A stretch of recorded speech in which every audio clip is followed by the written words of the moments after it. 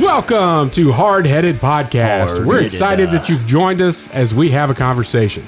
We found that a good conversation allows us to share what's on our mind, whether current events, what's grinding our gears, or our pet peeves. It also allows us to share our top 3, a list of our favorite things on any given subject, most of which are highly opinionated. In closing, we share a good word. Solid friendships are encouraging. Even if we joke and give each other a hard time, our ultimate responsibility is to uplift each other. Our goal is that you'll feel like you're part of the conversation, like you were in the studio with us, and that you feel encouraged after tuning in to our podcast. It's time to join the conversation. All right, everybody, welcome to today's podcast. I'm glad you are with us. Today, we've got Chet bringing us what's on his mind. Our top 3 is our top 3 dream jobs, and Troy will be bringing us the good word. So let's kick it off with Chet. What's on your mind? The social credit system. What comes to mind when I say that? My money. Social credit. It reminds me of an episode of Black Mirror. Ooh. You would watch that show. The one with the girl. Yep, everything is based on if you have a weird interaction in public, they can downrank you. Yeah. And if you do something good, they can uprank you, and then that So like Reddit. and then that attaches to everything for, It's like a 5-star system, like Google 5 stars or whatever, Amazon 5 stars, however you rank it, but for you. for your Well, yeah, that's like what they do on Reddit. No, but On this your is account, right? They uprank you or downrank you. yeah, but this is in this episode it's your life. Right. I'm following you. So that downrank, in that episode, she was looking to get this house, and then she did something, so had an interaction or talked to somebody that was a lower rank than she was, and then that brought her rank down, and then she couldn't get the credit to get this house that she wanted, and then it was a spiral down to where she was just trying to thumb rides to get from one place to the other. So to me, that's what I think of when I think social credit. That is a very good a good thing, good way to think, good direction to think from a social credit system. But how you behave is going to impact on what you can do as a citizen. You may or may not be aware, but China implemented a social credit system back in 2014. You could argue that they have always had one that's in there. It's to some extent, but it's a pretty detailed social credit system. So basically, everybody in China starts out with 1,000 credit points, and based on your behaviors and your interactions with people, you could either be upgraded or downgraded based on the number of points. You could have points deducted or points added. Like you could donate blood, and that's a good thing to do socially. Point added. There you get some points that are added. You could be a positive influence in your neighborhood and do some things to help engage with neighbors and maybe host a little neighborhood get together and Be the president of the HOA. maybe something along those lines. You could have one of your elderly family members move into the house with you so you could take care of them. Another good thing that could really help improve your score. But if you jaywalk, then you can have points deducted. If you don't visit your aging parents regularly, you could have points deducted. If you post something that the government doesn't view favorably on your social media account, you could lose points in your social credit system. You could spread a rumor on the internet, then you lose points as well. The problem or the penalties here could be if you have a lower credit score, they could actually take your driver's license away, or they could not allow your kids to go to higher performing schools. So they can only go to certain lower performance schools that are there, not get as good of an education. You can lose the ability to have certain jobs for the government. Like if you have a lower score, they're like, oh, you're not going to be employed in any government job. They could actually run ads. If you get so far low, they could put you on the news and just talk about how poor you are socially. How terrible your social Pictures. credit is. You know, like you bounce a check at a gas station and then they're going to put your picture up there. Well, no, this is going to be like, oh, we're and on the 6 o'clock news, Troy has hit a low score today. Let's go to the tape. But if you score high, you actually get discounts on public transportation. You could get your kids in the best schools that are there. You could get loans. So if you have a low score, may not be able to get a loan even. You get free memberships to gyms. You get bumped to the front of the line at a hospital instead of having to wait for people that have lower scores, which is very similar to the Black Mirror episode. Very similar. The lower your score. And, this is alarming to me. And my first thought about all of this is like, oh my gosh, communist China. That's scary. But we live in the United States. And there's a couple things that I have some, that we could fall back on. Number one, we have a constitution. And that's definitely something that, China doesn't have that delineate the freedoms that were given to us by God, not by our government, right? They detail those. And then it also limits what the government's capable of doing. So that's a really good thing for us that'll keep us from getting in that. And then we also have these red-blooded Americans that are just going to stand up and fight for us. Why are you grinning? That would just totally not allow any of this social credit stuff to happen. I have a feeling I know where he's going. Go ahead. What if I told you It's already happening. it's already here? What would you say? I would agree. What evidence do you have that it's already here? Cancel culture. Cancel culture. What do you mean by that? So if you say something, if you're a high profile individual, Joe Rogan, for example, or other, because it's hard to cancel Joe, but an unpopular opinion that goes against public belief, the majority of public. And then they're like, oh, cancel that. They take you off of the chick that got fired at Disney or whatever. They just, you're out. Okay. So that it's a form of it. Yeah, they're not necessarily like a scoring system, but you did one thing that's bad and we're going to shut you down. Yeah. Yeah. That's an extreme example that's happening, I would say. Okay. Do you have any less extreme examples that may be happening? Not off the top of my head. I would say the move to digital currency is helping that as well. It is laying the groundwork for it, maybe? To be able to access people's funds and shut them down. Is that what you're saying? Yeah. Yeah. And they can do that now because most of our money is digital anyway. In a bank, yeah. So let's and the tagline, by the way, that China put out with this social credit system, so in their propaganda, the trustworthy can roam everywhere while the discredited can't take a single step. So it's definitely, if you go along with the program, you could do whatever you want to do. But if you do not go along with the program, you can't do anything. So let's just talk about a few things that are going on that happened in the United States. Let's just say in the last 2 years. Vaccine passports. Anybody remember that? Yep. You mean the passports that they said would never happen? Yeah. There were and you got called a conspiracy theorist. theorist? States and cities actually implemented vaccine passports, and you had to show them to do what? Just to dine at a restaurant. Go to a concert. Yeah. How Did many that in Kansas City? How many of those social media posts and news reports about the doctors that said they're going to refuse to treat anyone that didn't get a vaccine? Everybody remember that? Yep. Is that too far outside of our memory?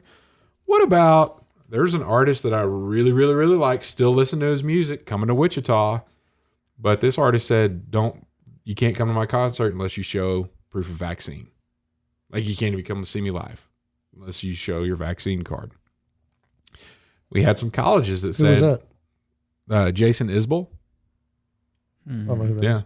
Yeah, because I'm not surprised you don't watch good movies or probably listen to good music. I'll introduce you to him, though. He's really good. We had some colleges that were, hey, if you're not vaccine compliant. We're probably not going to admit you here. You know, that happened not too long ago. What about employees just getting fired if they don't get the vaccine? Yep. Saw that happen. Yeah.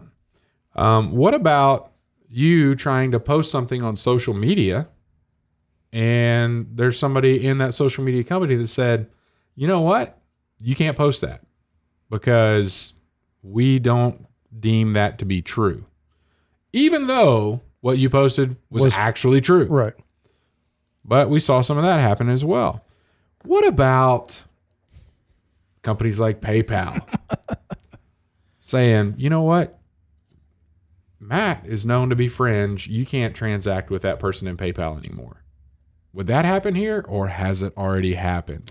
I think I read something that's already happened. Banks, it has. What about banks that say, you know what?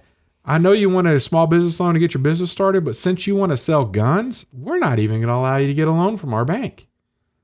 You just can't do that. We're not going down that path. That goes along with MasterCard. I believe it's MasterCard and one other one that won't even let you purchase a gun with that card. So I'm telling you today, what we need to be concerned about is how this has already happened and how it's happening. We have our Constitution to protect us from the government doing this to us, which we all know the government doesn't really care about the Constitution anyway. But let's just say if we're just not going to allow the government. But if you look at what's happened with our society in America today, they are implementing a social credit system through their freedoms of behavior. I'm not going to allow you to use my platform to do business with me because you don't have the credit score that you need to have socially because you don't agree. And what's happening is what I've seen, we're all okay with it. We can say we don't like it, but nobody's doing anything to stop it. Nobody's actually even talking about it. This whole free speech thing, right? Oh, they're just shutting us down. We can't talk about that kind of stuff. You go to follow certain people on social media today, they're going to say, whoa. Hey, I know you clicked that you want to follow this person. Are you sure? But are you really sure? Because they don't align with my company's, social media company's views of what they should believe or talk about. So I don't think you should do that. You're going to have to click again just to make sure, right? They're doing that now? Yeah. Oh, wow. Yeah. So we're living in this environment already. I know that China actually has the formal program that's out there, and it's alarming in the fact that they do it not only for individuals, they do it for corporations. Corporations have their own social score. 80% of all the regions of China have this implemented all the way down to it. So much so that's one of the reasons that they give free phones to everyone, because they can track them. They could track their movements. They could tell if they jaywalked or not based on their little GPS location. They could tell if they're visiting their parents or not because they know where they've been, because they have a device that tracks them everywhere they go. They've been giving away free phones in this country since Obama. Troy! Bam! They used to line up out front my old office because we worked. That's not an ulterior motive to that. They're just doing that to benefit the people. That's Troy. right. We worked right across the street from the state building, and they were lined up every third Thursday of the month passing out free phones. It's very clear that the social credit system exists to control absolutely every aspect of a human's life, every bit of it. So where they walk, who they talk to, what they say when they talk to them, how well they're taking care of their parents, whether or not they're taking care of their parents, where they work, how much time they're putting in at work, every bit of it's controlled. And the end state of the system is that there is a unified record for people, businesses, and the government, which would be monitored in real time. So one of the other things that's really interesting about this program, as it stands right now, they actually employ citizens to take notes on the people they live near. Tattletales. Yes.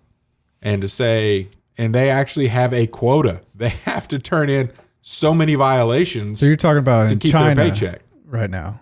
You're talking about China right now? Or you think this is going on right now? Well, you tell me, America. Troy. I don't know. There's always that one neighbor. This is in China right now specifically. But that part of their data gathering program right now is literally paying individuals to turn in information on folks. How much are they paying them? I don't know. You looking for a job? Yeah. And he can meet his quota every time he visits with us. There's no doubt about it. These That's guys. right. So I'm just saying, number one, this social credit system exists, and it's got potential across the board. And if you look at it exists in China, it exists here today. It's not formalized yet. Well, during COVID, they didn't pay attention to the Constitution with the crap they were doing. Right. So- and we were okay with it. Well, and all it takes is another disaster for everybody to fall back in line. Maybe. What kind of, would it be a man-made disaster? I mean, Isn't that what COVID was? I'm just telling you. Oh, well, You could just, yeah. that's your social credit score. That was a question. He asked that in the form of a question. Oh, did you? I didn't Yeah, hear it was I a didn't- question. I didn't hear for the sure. Yeah? Isn't that what it was? Is it that what they did? Aren't there some crazy people that say that about COVID? Oh my god! But there's a lot of that's coming in there. I mean, even my former industry, you get into in the way that you manage your home, with smart thermostats, is which is a neat thing. They give you a discount, whatever else. But like in California, when the power grid can't sustain all of the customers at the hottest part of the day in the summertime, if you have one of these smart thermostats, they'll actually dial back your temperature setting in your home, so there's not as much of an energy load, so they could keep providing energy. So how to does that everybody work? else. Are all those things Bluetooth to the internet or Wi-Fi? Wi-Fi to capable. the? Yeah. Wow, they'll just hack into your home and turn your air. No. down. It's voluntary.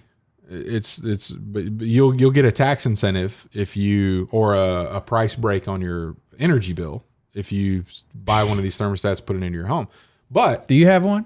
we're not that far off from that being mandated in building codes. I'm just getting fired up, man.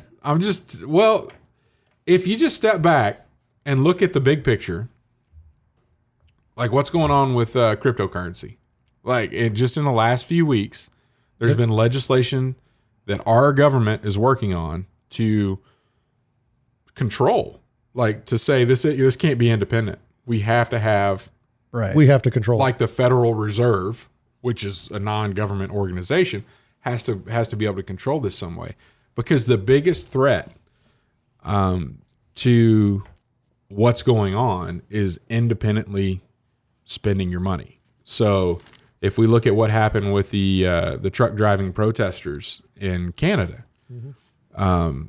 which I think that your average U.S. citizen within Canada is not that far off from the U.S. on some of their freedoms, and we know that's not necessarily they're not as free, especially when it comes to speech and things like that. But the Canadian government said, okay, these guys are terrorists because they're protesting in a way that we don't want them to, right? By driving trucks and parking them and honking horns, Peacefully protesting. setting up bouncy houses and letting their kids play. So we're going to shut their bank accounts down. If we know you're here, you're not going to be able to use your bank. And then they went a step further. So the natural thing is like, oh, how dare they do that? I want to support those people that are there so they can still buy food and support their family while they're protesting. They shut them down. So we're going to start up a GoFundMe. Well, they shut down the GoFundMe. Well, they didn't do it. They asked GoFundMe to do it because they're a U.S. company. And GoFundMe said, sure, we'll shut that down. And then they gave over, these are the people that have donated that live in your country. GoFundMe gave that information over. And they went and started shutting those people's bank accounts down for like $5 donations. It's the last time I used GoFundMe. So I'm just telling you, that is a credit system, right? These people are doing things that are not favored by the government. And what we have today is voluntary participation in a very severe social credit system that's going on. And we're okay with it. I know you're getting fired up. I'm not going to use GoFundMe anymore. But yeah, what else can I do?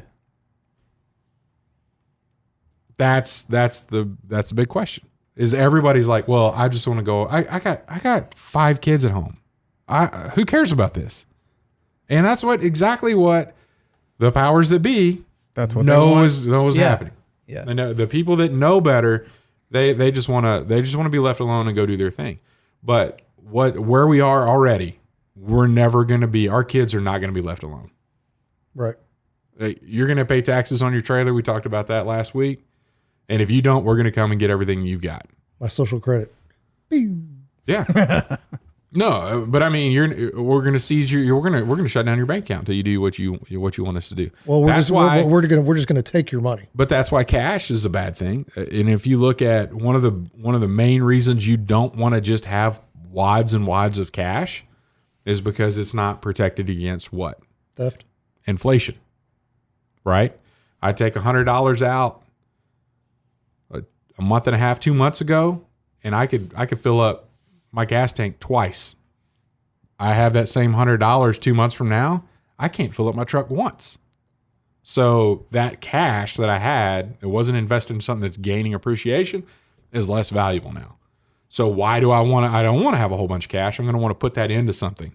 Well, if I put that into something, it's all electronic from that point forward, which is more under the thumb of control from whatever entities that want to partner with a government that wants to control you. And then if you look at it, like just let's step back. Let's just go way back and not into so much of a conspiracy thing. Your credit score. Is your credit score good or bad, or do you care? I don't really Did you know care that if you had $5 million and you bought all your cars in cash, bought your house in cash, paid all, you just never owned a credit card, never had anything to do with credit card, never went into debt on anything, did you know your credit score would be horrible? Be 0. So that score is really for the credit card company, the credit companies. Yeah. And so your behavior, I know people that say, well, I can't do that right now because it's going to impact my credit score. So they're already controlling people's behavior based on a scoring system that benefits them. Because you think if it benefits them, well, they're going to give you a kickback and it's going to benefit you a little bit. You're going to get a little better interest rate here, a little better interest rate there. But the reality is, if you weren't in the credit system, your score would be really, really, really bad for them. And then you may not be able to get a loan like you wanted to if you happen to do, maybe somebody stole all your cash and you need to get a loan. They're like, hey, we don't have a record of you having a past credit history here, so we're not going to give you a loan, because your score's bad. Well, how do you know that I'm bad at that? Well, because you haven't been doing business with us. You hadn't been, dancing our tune. So, I mean, it's been out there. There's been elements of this that's already been out there that we've accepted. We advertise, go do this and you'll get a better credit score, right? Mm-hmm. I mean, and everybody's like, yeah, I got to do this for my credit score. I want to buy a house at a lower interest rate. I want to do this. I want to do that. Well, this is the same thing, but it's actually going to dig into every aspect of your life. And China has implemented formally from the government down. What we have in America today is random people that voluntarily and random companies that voluntarily participate in this. And what we do know is those companies that are participating in this don't side with conservatives at all. Amazon. So Amazon's a big one. How do they participate in the social credit system? They actually track what? the purchases. Yeah. Per person. Oh, okay. Like what you buy and stuff like that. Yeah. They just track your behavior. Yeah, but then and I'm not 100% sure on this, I've only heard it, but they can actually report that when asked. Like, hey, what's this person when they're trying to background people? Oh, yeah. Yep. So anyway, social credit system, it's here. What you doing about it? Absolutely nothing. Because what can you do? It's on your shirt. What, live local? I think the way around most of this stuff is, and they're going to call it militia. Air quotes around that. Air quotes. That's what they're going to call it, but is having solid groups of neighbors and people that are close to you that you can mutually support each other. They don't, and that's the whole reason for a lot of this division is they want everybody separated. They want everybody fighting so that they can get stuff like this through so nobody's paying attention. Whereas if you have solid relationships with your neighbors, you have where you can mutually support each other and be like, hey, I've got this, I can help with this, I can help with this. And just being community involved, those people that know you and that you have good relationships with aren't going to be the ones that turn you over, that say, hey, because they actually did that they've been doing this since 9/11. The whole tagline, if you see something, say something. And so they've been programming people to think like that. Hey, if you think your neighbor might be involved in some terrorist activities, if you see something or you think you see something, say something. And I in the terrorist aspect of it, I get it. Hey, I saw some suspicious activity over here. I don't know exactly what it is, but whatever. And then they can go investigate that. But it's easy to. But they never give that up. So how many attempts to blow up an airplane with a shoe bomb happened? How many attempts were there? One. How long ago was that? 5, 10, 15 years, 20 years? Way more than that. I don't know. 20? Why are we still taking off our shoes every time we go to the airport? Make sure there's not a bomb in it.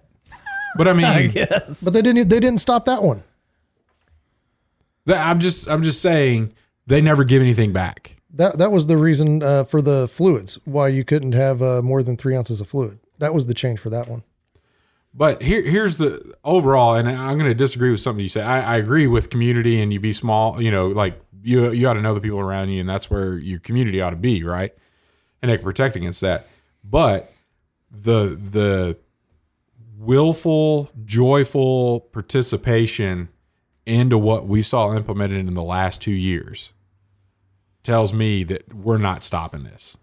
Like, people are buying, and the fact there's a little bit of hope because some of this stuff is being reversed, which I didn't think a lot of it would be, because the facts are starting to get out there now, and people are like, "Well, we were just fleeced for 2 years." Like, this is, So maybe there was an overstep so fast and so drastic that people are like, "Wait a minute, these vaccines aren't all that great.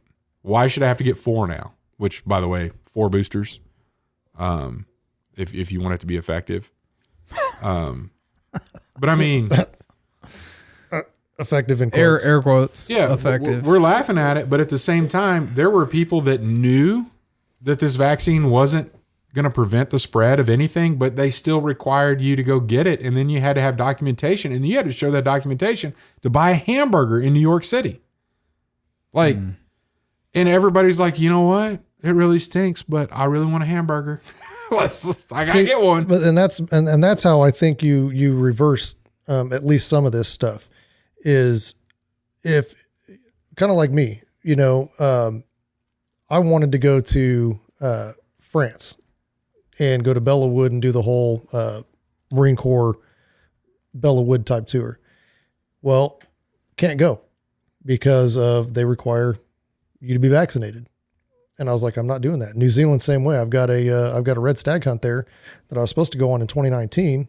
Never went on because COVID, and then the constant. Yeah, they shut down everything at first. They shut everything down, and then now it's, hey, you've got to be vaccinated to be in our country. Which it's not going to prevent you from carrying the virus over there. No, it's not. Yeah. But I was talking to a buddy of mine who's a travel agent, and he said, I was like, well, I'd like to go. And he was looking at all this. I was like, but did they require a vaccine to go to France? And he was like, yep. And I was like, well, then I'm not going to go. And he goes, yeah, I don't know when. He goes, I don't know if they'll ever open up. And I go, they will. I go, because their economy is going to tank because tourism is huge there. They did. It's no longer required. Within 2 weeks of that discussion, they opened it up because their economy was hurting so bad from lack of tourism that they had to do away with the vaccine restrictions. I'm just telling you, that whole circle of restrictions and movement, and it's going to get to the point where employment, right? They tried. And they did it.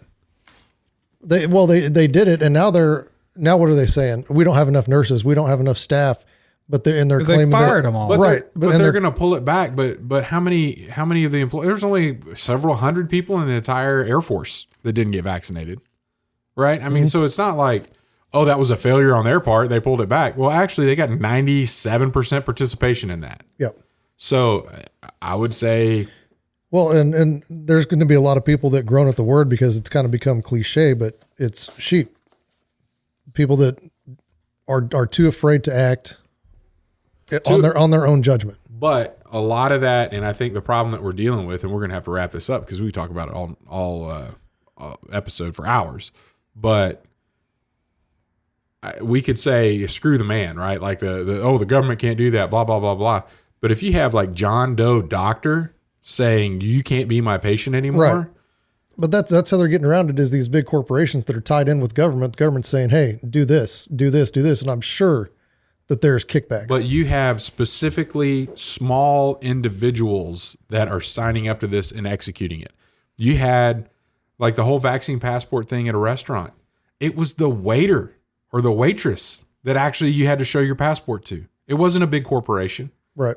It was, Jenny, she was the one that said, yeah, I'm going to take your order, but you're going to have to show me your passport first. And those people are why this is going to happen. Right? Oh, yeah, for sure. Not the big corporations. It's everybody signing up and saying, yeah, we're going to do this anyway. But that's why I'm saying it's your neighbor. I need my job. That's why I'm saying it's your neighbor. But your neighbor is going to follow along with it. Your neighbor's going to be the one that's writing notes and hitting their quota just to turn you in. And then they And by the way, disappear. I don't know if you know this, but Reno County, he got another trailer that he's not paying taxes on. Like, they're coming after you, man. Oh, I'm doing it all under the table next time. So anyway, social credit system. And I'll tell you this right now. I'm 100% confident. This is not, if you haven't heard of this before, this will not be the last time you heard of it. And if you've heard of it before, get more familiar with it. It is here, and it is going to get worse and worse and worse as we keep going forward. And I don't disagree with that. I mean, it's biblical. I mean, it is. Yep. So anyway, that's what's on my mind. Just a light subject. I need a break. I need a commercial break, please. He's getting ready to call and text and report all of your actions here, Chet. 1797, establishing dominance. A young nation begins the formation of the world's most formidable fleet of naval ships with the commissioning of its first ship, the U.S. frigate Constellation. A lively blend of rosemary, lemon, and peppermint, 1797 is a great blend to start your day. It is a great awakening quality with a minty kick. Much like stepping out on a deck of a ship cruising the brisk ocean waters, this blend will give you that early morning boost. 1797, establishing dominance. Check it out at admiralspennant.com. Without it, you might as well shave. And we're back. We're back. All right. Moving on to our top three. After we took a little break there to kind of refresh, to lighten the mood. Lighten the mood a little bit. Yeah. Because I feel I get more upset the more I listen to you talk. You're not the first person that's told me that. All right, so our in this new social, as long as you don't look at me like my kids do when I start telling them something. Oh, Dad. But our top three today in our new social credit system, top three dream jobs. If you have a high enough score, then maybe you could get one of these jobs. I'm thinking my top job is going to be Tattletale. Yeah. All the perks. All right, but we're going to kick it off. Troy, dream jobs, top three. All right. Number 3, professional gambler. Ooh. I love to play cards, so I think if I could get paid to do that. You can. I know, but I'm not that good. Just like poker? Just poker or like everything? Like you're going to run a craps table? No, I would probably just play poker. Yeah? Probably Texas Hold'em. Yeah? Yeah. That'd be fun. I've never beat him at Texas Hold'em. Never? We'll have to play. I think we only played once. Yeah, we played once and we played tournament style and you were the last one. Or you were the first one to leave the table.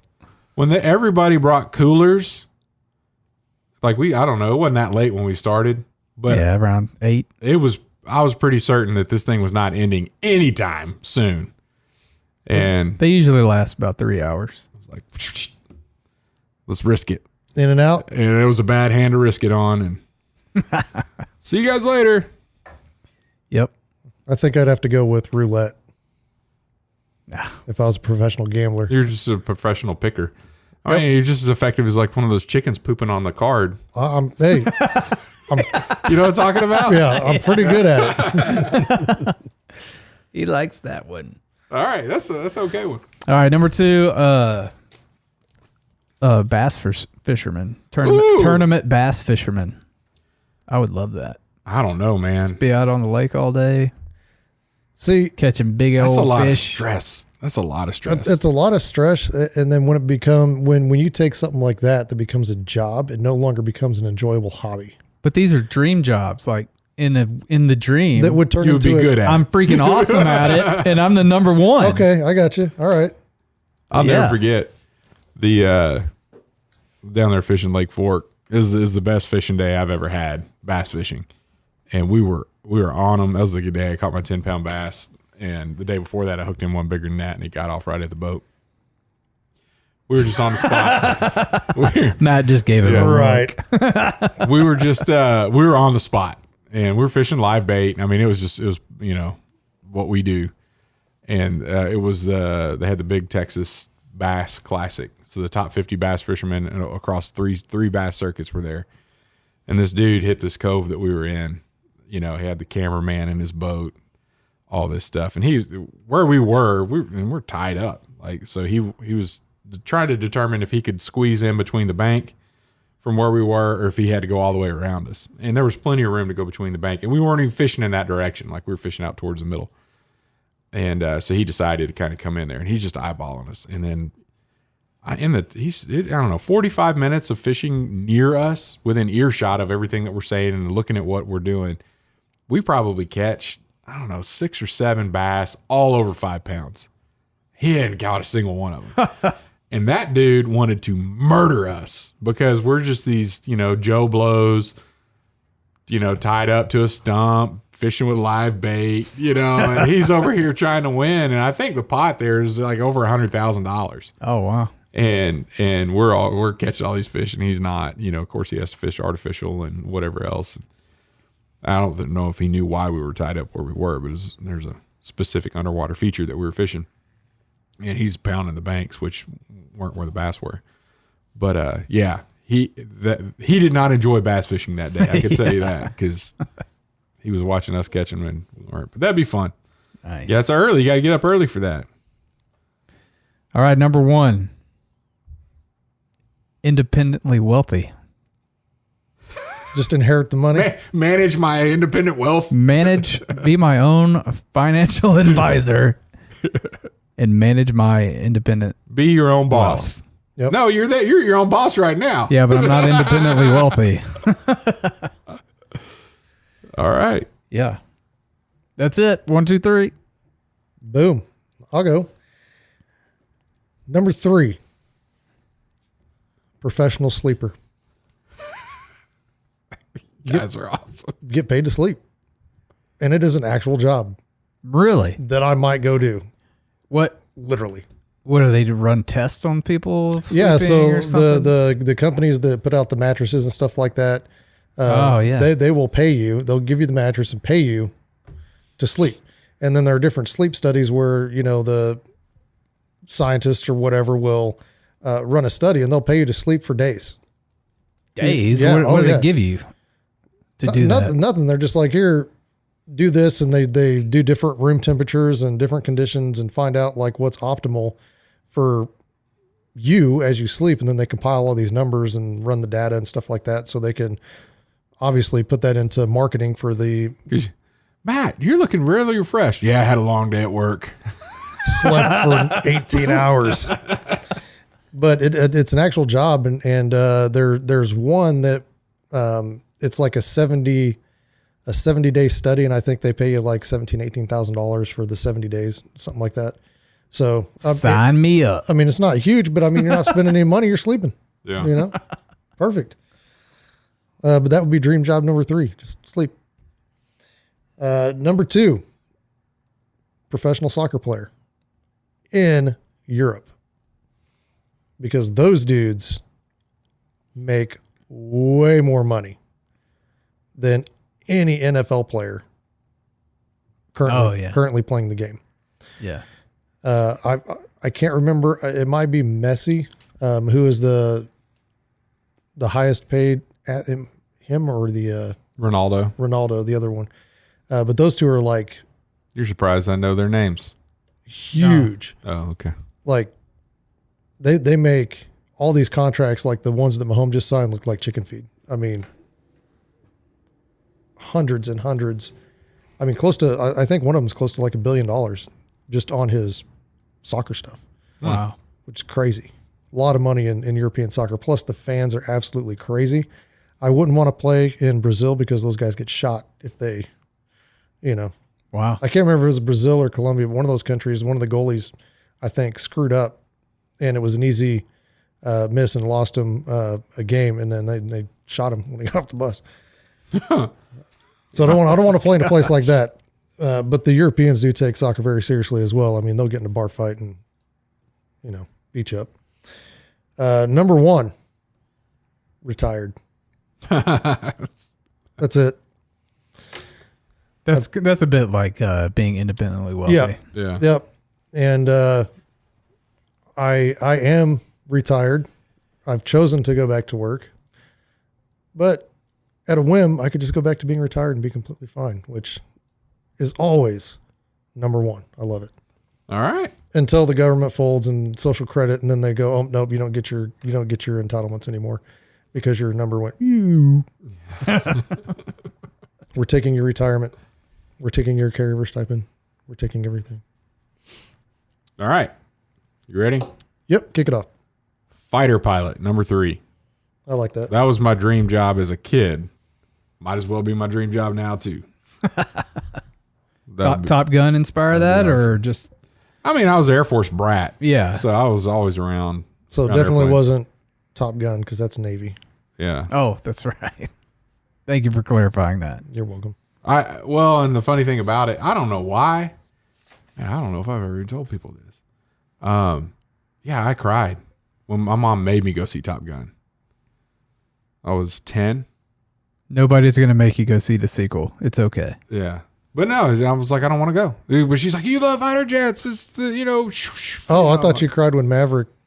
No, not in the movie. When Goose. When she told me I had to go see it. I was like, I'm not going to go see it. And she like, yeah. Why didn't you want to go see it? I don't know. I just remember it making a big deal out of it. They remembered it too. And I liked it, but I was just not wanting to go. Yeah, it's like one of those memories where I remember like throwing the fit. I know the room that I was standing in. I know exactly where I was standing. I know where my mom was standing. It was vivid. Yeah. Yeah. So anyway, fighter pilot. Number 2. Didn't like Tom Cruise. Shocker Who here. Does? Public speaker. Number 2. Yeah. For a living. Just go talk to people. Like in front of groups. That would be awesome. Because you get to travel when you do that. Absolutely not. And then, hopefully it's something I'm talking about I already know about. So it wouldn't be a whole lot of research involved. You get to meet the people, hey, we're hiring you to come and, motivate this group about such and such. And okay, well, tell me a little bit about your business. And then I could weave that in, and then give a 90 solid minutes and stay for a meet and greet and then go play golf. 90 minutes? I was nervous in our business consulting group today, speaking in front of 7 people. I don't know how you do it. You're speaking in front of hundreds of people right now. They can't see me. I can't see them. They can just hear me. It's fine. Just do it like Stevie Wonder, man. You just got to get up there and close those eyes. Yeah, I don't mind it. Yeah, It doesn't bother me. no, I'd love it. I've been in front of. It used to bother me, like especially back in like high school, college, doing the speech classes and having to get up and give something on a topic that I didn't get to choose for myself. Yeah. Because I'm not passionate about it. But if I'm speaking about something from experience or something that I'm passionate about, I can actually speak intelligently.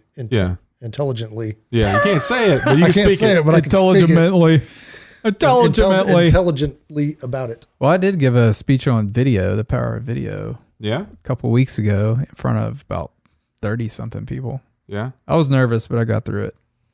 But yeah, it's something I'm passionate about. So it was easy, yeah, it's a lot easy to easier. talk about. I don't know. And like the bigger the crowd, the more energy I get from it, which is kind of interesting. The bigger the crowd, the more vomit comes out before I go on stage.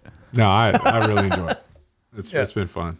Well, I think if we ever did like I think for me, the smaller groups are harder. I enjoy the smaller groups as well. And I consider small like 30, but yeah, I've been in front of hundreds, like 500 or so, and I loved it, and especially when I came right out and I don't know what I did, but everybody laughed. I said something, and they're like, "Wow!" And I'm like, "I got them." What do you call that? Your attention getter.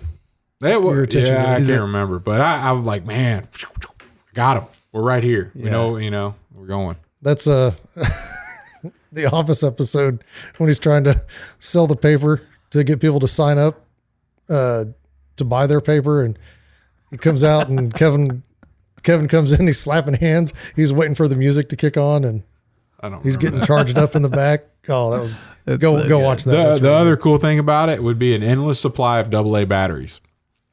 So at these big speaking gigs, they replace batteries in all the electronic devices after every time they're turned on. So you normally go through like a they'll run through, so you'll get up there and you'll talk, you'll make sure that the slides, if you have slides, are going like they should go, and the microphone's in a good place, and the coat that you're wearing is not gonna, Right. hit it or whatever. And you go through all that, and then maybe there's multiple people, so you do the dry run. Well, as soon as you're done with that, you go backstage and you take all that stuff off, and then they literally rip the batteries out and set them aside, and then they reload them with new batteries for the next time they're going to be used. So whether you talk 5 minutes or 30 minutes or 2 hours, it's all new battery. And I know this. I've done it enough to. So one of the last speaking gigs I went to, it was like this, a big one. I was getting to know the folks in the back, which also is another tip. You treat those people really well. Service. But I was like, hey, you guys got any designation for these used batteries where they're going to go? He's like, no, man, we just always throw them away, and he showed me there's like this brick. It's almost like a 22 brick of 22 ammo, but it's all just a brick of batteries. And he had Sharpied on that thing. He's like, used. So that's like all the stuff they're going to throw away. So they literally just stack of new ones, and they take them out and they put them in. And as soon as you come off the stage, they take them out and put them in the used box. I'm like, well, man, if you don't mind, I got some kids and those Xbox controller remotes and all that kind of stuff. I'll take whatever you can give me. He's like, oh yeah, cool. So we did the whole thing. It was, a few day event, and I had to speak several times, but got up there right at the end, went back there and I'm like, hey man, did you get a few batteries? He handed over 3 bricks of AA batteries. All right, next time you do that, I need some. Lasted me for, I don't know, a year and a half, 2 years. And it was like, I was just like, Will, you need some batteries here? Hey, get some batteries. I'm about to go somewhere. Oh, I'm going to put some new batteries in that flashlight for. But it was awesome. And the other thing, we're going really long on this. But I did have a problem at the airport because I only travel with carry-on typically if I'm just going to be for a few days. They were like, why do you have all the batteries? I'm like, because they're free. That's why I have them. Let me tell you a story. But they were like, yeah, that's a lot of batteries for you just to have in a carry-on. You doggone right it is. Number 1, a corporate hunting educator. So I had a friend of mine, we were just talking about this the other day. He met a guy that ran a business and said that he was a CEO, and said that the number one event that he held, and that this company had tickets to the Cowboys, season tickets at stadiums and basketball games and all kinds of stuff to entertain their customers and help build relationships with them, to do things together. And he said the number one event that had the best connection with the people that were in his business that he needed to make connections with was taking him hunting or fishing. Like he said, you could do 10 football games together or one hunting trip. You're going to be closer after that hunting trip than you would be after 10 football games together. It's just, he said, that's just the way it is. But then the problem is there's a lot of CEOs that are never going to go that route because they don't know anything about hunting, and they know that would expose them to be an idiot in that realm. So they're just never going to expose themselves like that. However, what if you can hire a corporate trainer to teach CEOs all the lingo, the terminology, how to shoot about whatever game that they're going to do to take their clients out on? That would be a cool job. So that's my number one job. You just created this job for yourself, and you're putting it out on the wave links. My buddy was the one that brought it up. And he's like, man, you ought to do this. I'm like, yeah, that would be great. But I don't know how to get that started. So if you're out there in podcast world listening to this, I've got you. I've got some great rates that get this thing going. And yeah, it's great. And I actually had the opportunity, and I've been on lots of stuff with clients, but there's a few hunts or fishing trips that I've been on, and I still remember those guys, just because it was pretty cool. I can teach CEOs how to 3-shot. That's right, man. Boom, boom, boom. If you got 3, use them. That's right. So you bring those CEOs out, and then you have the two of us come along so that it's a hunting crew. No, we get Troy to film it, hunt it, and you just tell campfire stories. I can teach him to shoot. Nah, I don't know about that. Mm-hmm. All right, that's my number one. I like it. I guess we're going to move on to a good word. Yeah, let's do it. All right, Troy, fire away. I need a good word after the social dilemma. All right. So we are still in the Chosen 40 Days of Jesus, book 2, Blue Book. Day 11, the good word is treasure.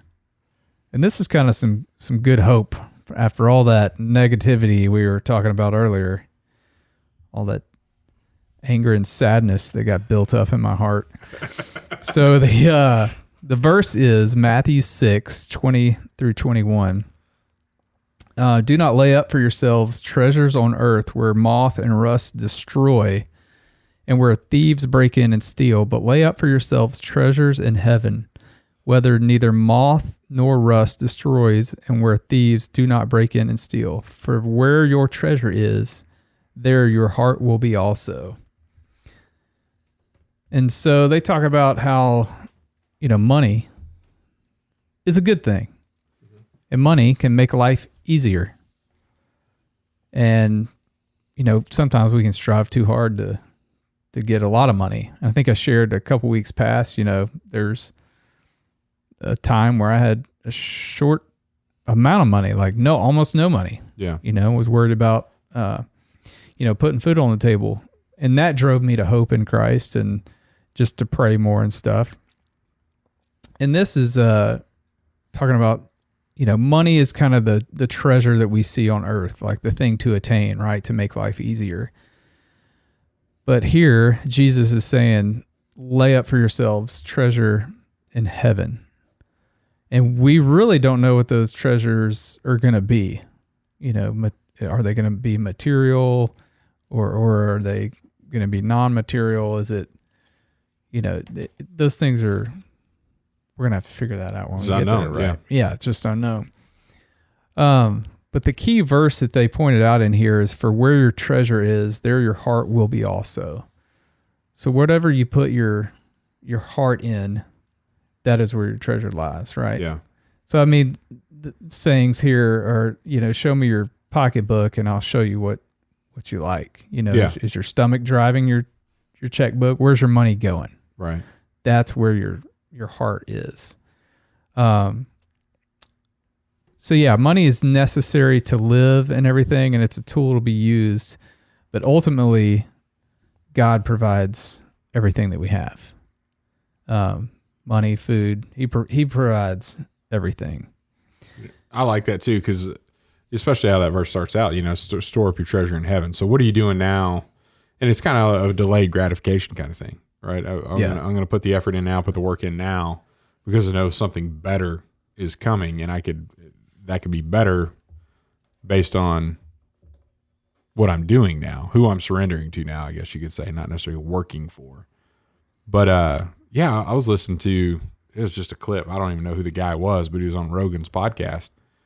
He was a religious guy, and he said the drastic thing that he's seen that's changed in his world is like 30 years ago when he started out, he could have a room full of college students and say, you know, how many people are really looking forward to heaven, like going to heaven? And he said about 80% of the people in the room would raise their hand. And he said today, 0%. He said most people chuckle at the thought that there even is a heaven. And then he started saying, well, that's one of the reasons why people are so set on trying to have everything that they've ever wanted now, because they don't think there's anything else, you know? And so, I mean, this fits right into that. Like, if all you're doing is trying to make everything that you have today be the end all be all, this is going to satisfy you, and there's nothing that's coming later, then, well, it's going to be a hard, sad life, because you're never going to be satisfied with that. But in this, store up your treasure in heaven, as in, you know, work hard on your relationship with Christ here, not work hard to have as much money and things and tangible stuff that you have, which kind of goes against, you know, being retired and independently wealthy. If we want to be completely honest. We were just saying those would be nice things I'm with you. On earth, you know. I know. And I am retired. But. Yeah. But so you said something, you know, concentrate and focus on your relationship with Christ. And I believe the true treasure in heaven is Christ, and to be with him eternally. I believe that's where the treasure is, because he's our hope, right? He resurrected from the dead. He's going to resurrect us from the dead. He is our hope, and he is our treasure. So that's a great word to go out on. Yep. Thanks, man. Awesome. Yep. All right. Appreciate y'all joining us. And you can actually find this book at thechosengifts.com if you would like to buy this book and follow along with us every week. And then you can read their excerpts as well. Yeah, and if you buy it straight from there, you support the show, right? Yep. Yep. So anyway, appreciate y'all joining us. We'll see you next time. Thanks for listening to the Hardheaded Podcast. Don't forget to share this podcast with others to help us get the word out. Also, if you haven't yet, please rate and review the show. This helps our podcast show up in other people's suggested shows that may or may not have listened to us before. Thanks for listening, and we'll see you next week.